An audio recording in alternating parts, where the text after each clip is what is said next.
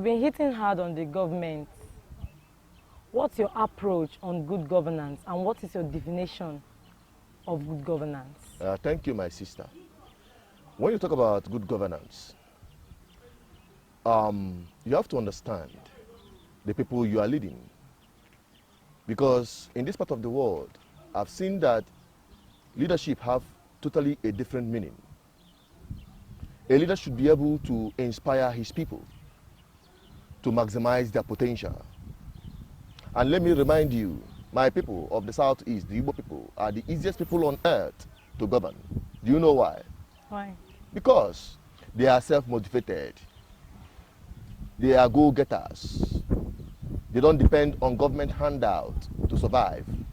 In fact, they help the government to run. But the problem we're having here is that the people have lost confidence. They have passed vote of no confidence on their government because they have failed. They have failed to inspire them. They have failed to set up good and conducive environment for them to strive. Government has turned to become a parasite on the people instead of being partners in progress. Now let me tell you my approach. When I look at my people, I understand whom they are. If they go to a place or they want to set up housing, schools, education, hospitals, medical service, what have you, market, they contribute their money and set up those places. The government does not add any value to them. They don't create the enabling environment for estates to strive. There is no access road. The people will construct the roads for themselves. There is no water. The people will provide water borehole for themselves.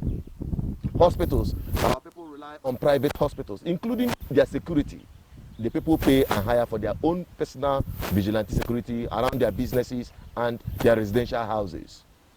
Now you see, you now ask yourself, what then is the role of government? They don't scream that the government does not provide them good road. They don't scream when the government do not provide them with hospitals. We're not even talking about water because everybody have water, running water in their homes. Everybody is digging borehole for themselves because government have completely failed in those areas. That is why I say that my people are the easiest people to govern. All they need is a good leadership they can trust. And that is what I'm bringing to the table. Now let me tell you one thing. The airport at Owerri, it was not the government funding. It was self-funded by the people. If you tax my people on a particular project, they will shy away from it. But if you make them partners of that project, that project belongs to them, let me tell you, they will do that to the highest, that's to the maximum. They will carry out that project because it is part of them. That is why I say you have to inspire the people.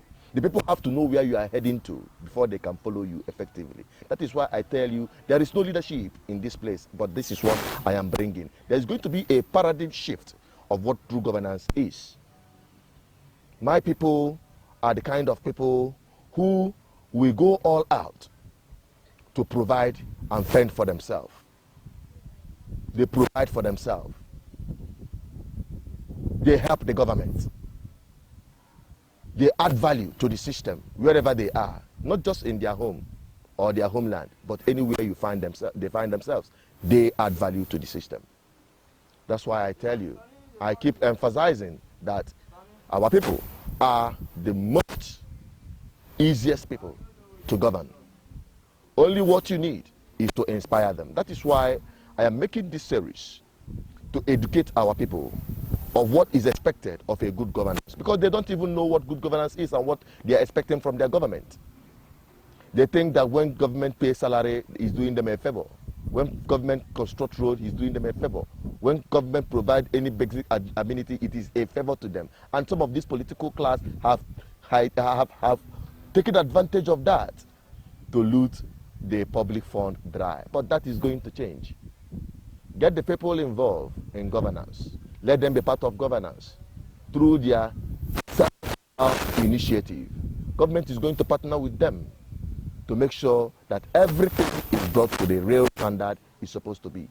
In a real sense of it, in a community that is working, government sets the standard and not the other way around. But what we are having here, people provide private schools, private hospitals, and the rest of them than the public sector. Once you talk about government, the resemblance or the symbol of governance is failure. That has to change.